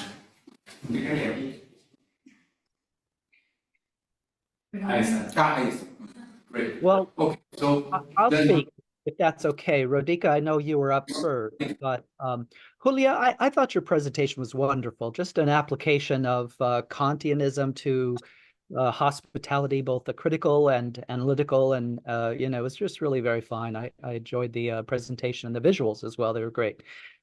One suggestion, maybe as a follow-up to hospitality focus as a concept, is to think about the promotion of the pragmatic imperative that is mentioned in the metaphysics, the groundwork, the promotion of humanity, and that, it seems to me, is connected, or I wanted to ask and suggest and ask really the question. I know little about medical tourism. I know from the southern U.S. borderlands, there is quite an interest not only in dental, but also in organ transplants in the medical institutions of northern Baja. So anyway, that's a suggestion. It's very different than commercial tourism exactly, but it is a humanistic restoration, right? So anyway, that's just a thought. I wanted to share that with you as well as my compliment. Thank you. Well, first of all, thank you, Joseph. Yeah, I think I should explore more this promotion of humanity that Kant expected from travelers. And there's also this quote there in Toward Perpetual Peace, where Kant says that he hopes that hospitality and traveling can bring human race together. And I want to like test modern tourism in saying we are just traveling to see what we expect already to see, and not really like it's not bringing us together, but I'm surely exploring that. And also, yeah, I am really interested in what you said about medical tourism, like you said, dental or human transplants, or just a surgical procedures, but also the surrogate mothers, and how many kinds of modern tourism is not just to travel, and how it is some form of abuse of this right to visit, because you're not really visiting, you are, yeah, like taking advantage of others, people's medical crisis or medical systems. So yeah, that's very interesting, and I think medical tourism is a problem in itself or by itself, but I love also that discussion. So yeah, thank you. Okay, so I have first Rodika, and then Fabiola, and then Jorge. Okay. Yeah. Please, Rodika, welcome. Yeah. I want to refer to the first conference, which was very provocative. You showed us the unpleasant side of the tourism, but the country is very happy when it has so many attractions to show. And but as a matter of fact, Kant did not point out this side. In fact, at Kant's time, the tourism was almost unimportant, but it spoke about the visitors. That is a person who probably visited and remains there, about the colonists. And my problem is because many colonists came from Europe, in each degree, the process of colonization helped to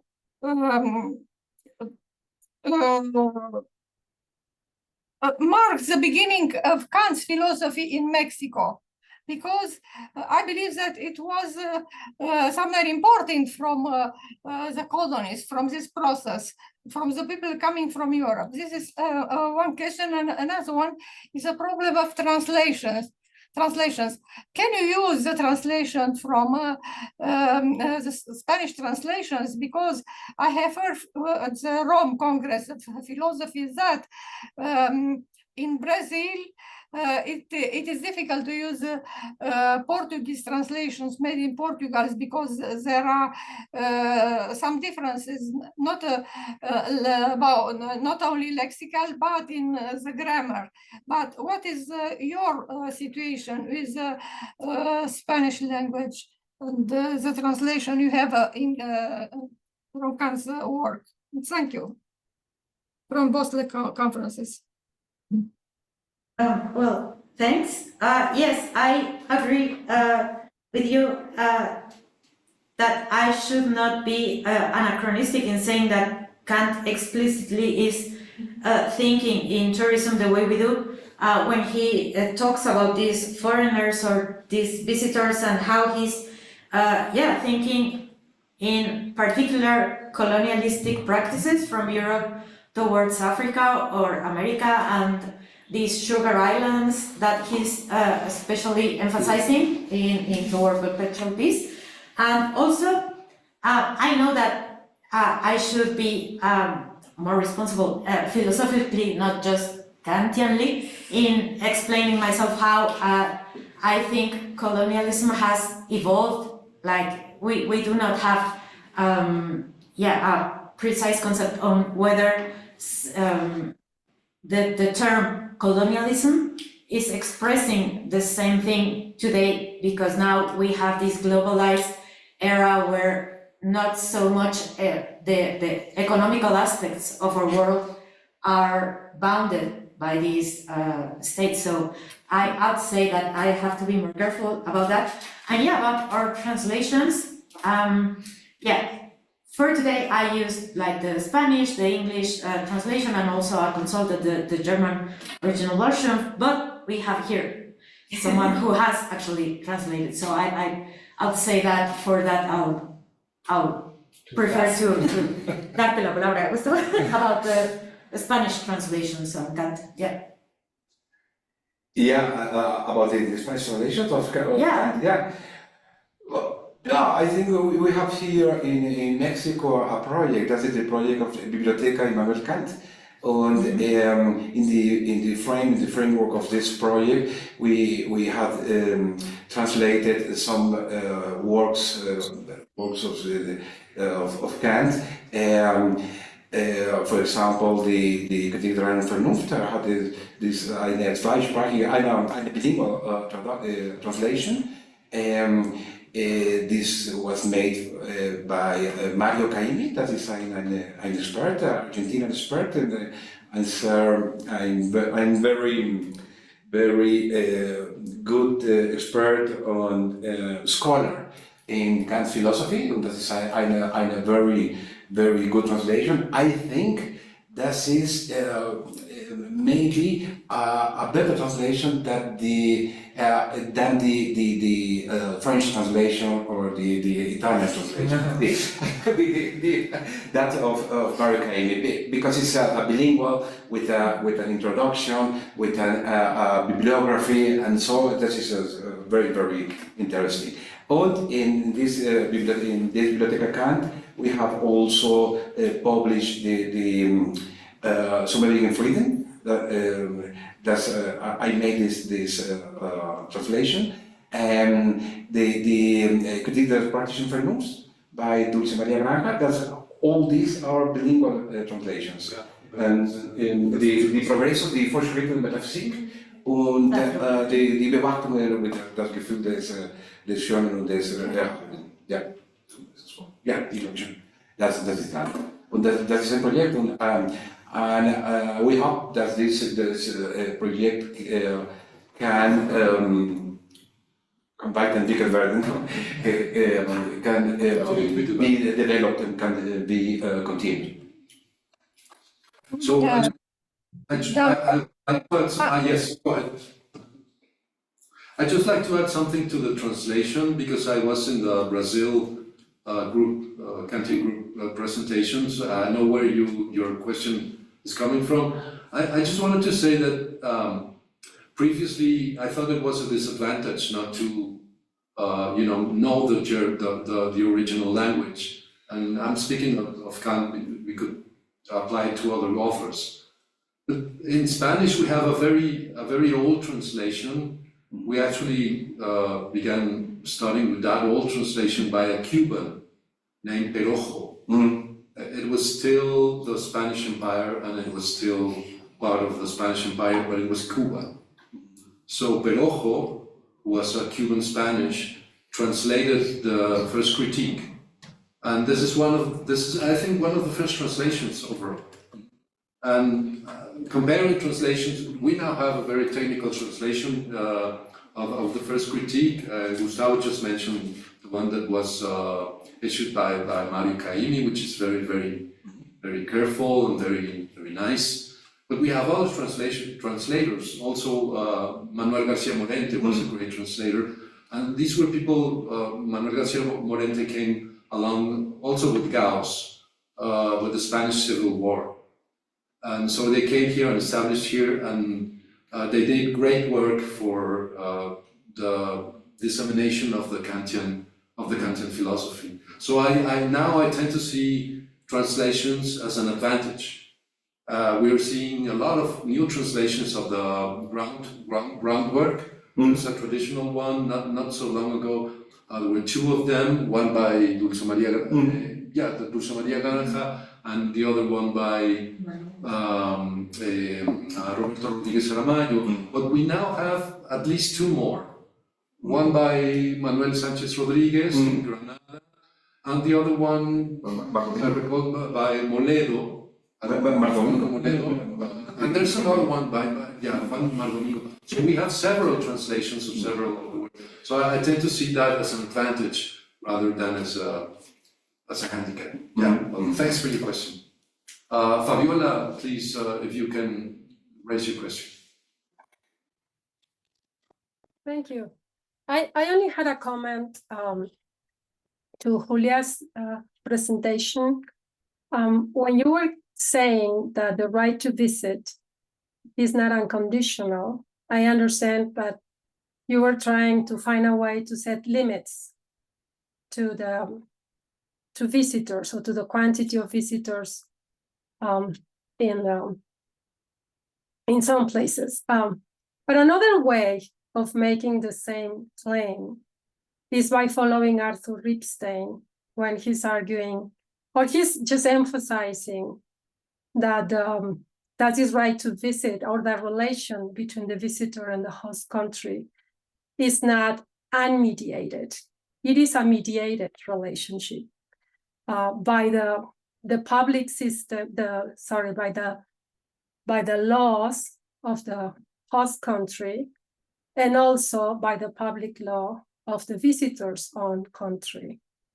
And if you look at it in this way, then of course the host country is entitled to regulate tourism within its borders. So it's no violation of anyone's right. I mean, of a visitor's in particular. It's not a violation of the right to visit when a host country is regulating tourism within its borders. So the right to visit is not a right to be in a particular situation, in a particular factual situation. If you also follow Arthur Ripstein in his discussion on the right of refuge, but it is a right to visit someplace at some point. And host countries have the right to regulate this. So they can regulate the number of tourists at a certain moments and in certain particular places within. So you can go, so it's just a comment on another way in which you can put the same point that you were trying to articulate by saying that the right to visit is not unconditional. Kant never says it is unconditional, or not, he doesn't say that it's conditional either. You can look at it in this other way by understanding what exactly this right is a right to, and that is mediated, not unmediated, in this relation between the visitor and the host country. And I'm not, it's just a further point is that I'm not convinced that the language of colonialism is the best, or the framing of colonialism is the best way to approach this. You see, of course, many host countries are not powerful enough to put limits to these corporations in hotels and all the things that you were mentioning, but I think that it falls on the host country to regulate the way in which tourism is being is taking place within their borders. So it's not helpful to complain here of colonialism. It falls on the host country really to go as far as it can to put limits. Sometimes are the host countries themselves who do not put limits to these corporations. And it is the countries who should try to do that. So I'm not convinced about the framework of colonialism, but the main point was the first one that I just mentioned. Thank you. Yeah, so very briefly, yes, that I was also not sure whether unconditional was the right or more precise way to put this, because, for example, Sada talked about an ambivalence, and I think that's also not so precise, like to say it's an ambivalent right or ambivalent claimings of this right. Also, what you said about, I will look into Ripstein and this mediated relation, because also, for example, Ben Habib talks about an imperfect moral duty regarding this right. So I think there are several ways in which we can understand exactly the limits of this right, and they are not so clear whether they are legal or juridical, moral, or what are the limits of this right. And finally, about the framing of the colonialism, because I agree with you that it falls on the state to regulate tourism, but for example, in the Oaxaca example, is the government who is trying to promote more tourism and to make it unsustainable for locals, but to make it economically more profitable for some. So I think that's also why I'm interested in saying that how citizens have this right, duty, an obligation to criticize this lack of regulation on behalf of their governments. So I'm trying to focus, not that the state is not responsible, it is, but sadly we have this government, so it functions this way, and that's why I want to take this task to legitimize or give arguments in pro of these protests on behalf of citizens. But thank you. So, Jorge, Yeah. you want to Yeah, pose your I question? wanna ask. You want to come? Yeah. For the sake of the people. I have two questions, and maybe in English. First of all, for Julia. Sorry to be closer. Yeah, I have two questions because you have like a several interest in how citizens can respond to these situations in their neighborhoods. But I think you need to be very careful on how you describe the patterns of how people move from one point to another. Because it's very, I mean, if you frame your problem as a very formal situation where one group moves through another and makes, I don't know, inconvenience for the people there, they should protest. Someone could say that that's happened also with immigrants in another country. So first of all, as Lara mentioned before, like you need to describe even more how do you understand tourism, maybe what the problems are you are considering. And the second one is that also I think you are trying to make you have a right, no? People who visit Mexico have a right to visit, but they are, I don't know how to say this in English, hacen un mal uso de su derecho. Abuse. They abuse of their rights, but it's still a right to visit. So although it's the right to the state how to regulate this situation, they have the right to visit even though they can make a wrong in the place. So I think it will be helpful for you if you decide who commits the wrong. If it's the state who doesn't regulate accurately, who doesn't protect the inhabitants, or the wrong is committed by the tourist who visit the place. Because I think that situation leads to different paths. And I have other comments, but for the sake of the time, I will leave it there. And for Gustavo, I have a interest in. Okay, I was saying in English. I was interested because you described the influence of Kant in Marx thinking. That was very interesting because mainly it's Hegel who is the star in Marxism.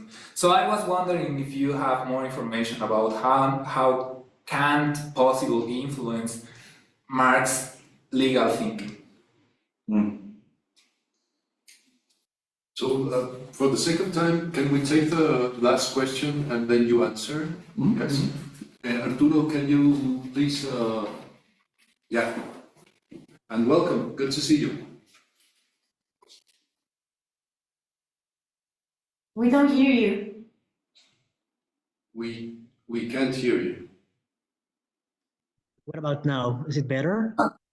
Yeah. Okay, just a commentary about Julia's presentation. I was thinking about that there is in the Kantian project a general tendency towards unity, but at the moment in which you reach the state, then you cannot go any further. They remain individuals. So you were, I think, asking the right question about trying to decide if hospitality is moral or legal, because it's moral as long as states remain as individuals, independent individuals. But it would be illegal if there is some proper state law. I'm thinking especially in interpretation of Kelsen, because you can read Kant as reaching up to the limit of states in which, as I was saying, they remain individuals and they can decide. But at this level, you have no law. You have law at the moment in which you have some agreement, which is beyond or it's above all the individuals. And there is no super state in Kant, and there is no super state in Fichte, in Schelling, in Hegel. They seem to agree in the fact that the state is the last instance, and there is no such a thing like a global government. So my question is, what or how do you interpret Kant in terms of international law? Can there be something like international law if international law, in the case it's possible, has any power over the states involved? Additional to some, say you should do this and make recommendations, such as we see it from international court or from the UNO. So this is my question. Have you considered what's the role, the possible role of international law in Kant, and if that plays a role in deciding, the status of hospitality in general? But thank you very much. It was very, really very interesting. Thank you, Julia. That's it. Great. So answering these three questions, the first one was I should be more careful because maybe we could apply these same objections towards immigrants, but I don't think that works exactly the same way. I think the case of hospitality is closer to asylum seekers and refugees, and that is a legal distinction that it's important because immigrants want to stay in that place, and that's not covered by hospitality, and it's not the right to visit. So that's another whole discussion, and that's why I think this doesn't apply to immigrants. And also, for example, I liked one of the graffitis that I showed you at the beginning, says migrants yes, tourists no. And I think that's a very provocative but correct way of saying we are not against migration when there's also this need for people to migrate, especially from Central America, and that there is a lot of racism here, and they are a very vulnerable people when they are here when they come here. So they have the right to demand a humane treatment, but not as a visitor or not as a foreigner, but as a migrant. I think that's different. And then you talked about abusing the right to visit. And yeah, I think that's a very problematic way of saying that Kant doesn't gives us enough criteria to know what kind of abuse is decisive. Because as I said, for example, we have this duty to be peaceful, so not to abuse my right to visit. But exactly where does that begin and end? Because you said who is responsible? Tourists, governments? And I would say no, the industry of tourism is mainly responsible for setting the conditions, because normally I know that, for example, for Kant, the states have the power to decide, and we also should say that they still have that function.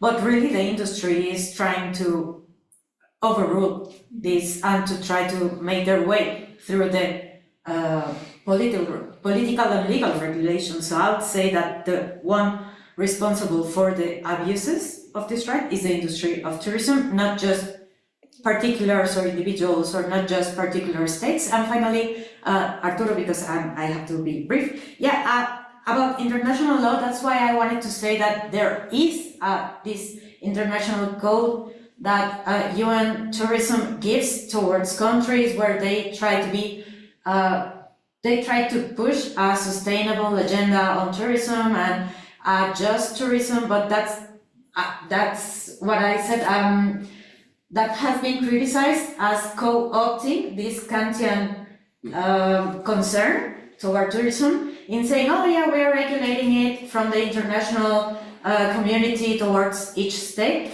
but that's just another way of, camouflage. Yeah, to camouflage the concerns and the problems that lie behind that. No, so, but I will continue to think about these questions. So yeah, thank you. Okay. We have no more questions, and we have no more time. So, no has quote so from Jorge? Yeah. yes, please go ahead, Jorge. Yes. Yeah, sorry. There's no gas quotes. I think it's very difficult to make a connection between the rechtslehre in Kant and Marxismus, Socialismus, because the rechtslehre, I think, is very strong connected to the private property, to freedom of individuals and so on. I think these connections, Kant, Marx, has been made in the realm of the ethics, right as VK and so on. And this has been analyzed by in this line of Austro-Marxismus, Max Adler, Otto Bauer, and so on. And this is very interesting to see that in this case, or in this line, Marx is not so sure is seen not in connection with Hegel, but with Kant, and above all in the field of ethics, not in the field of the philosophy of right. Okay. Great. Sorry. Thank you. Yeah. So, Karen, do you want to say something for the conclusion of the session? I think Luis is going to say something. Yeah.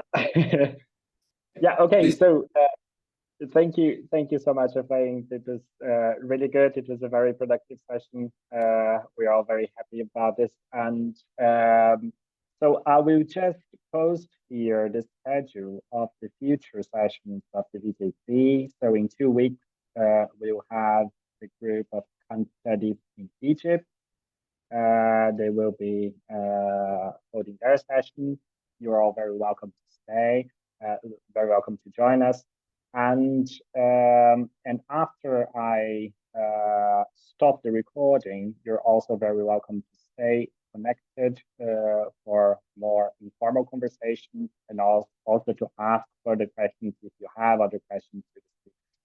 So thank you so much, Efrain, for putting the session together. It was very good, and thank you all for your questions and for the discussion.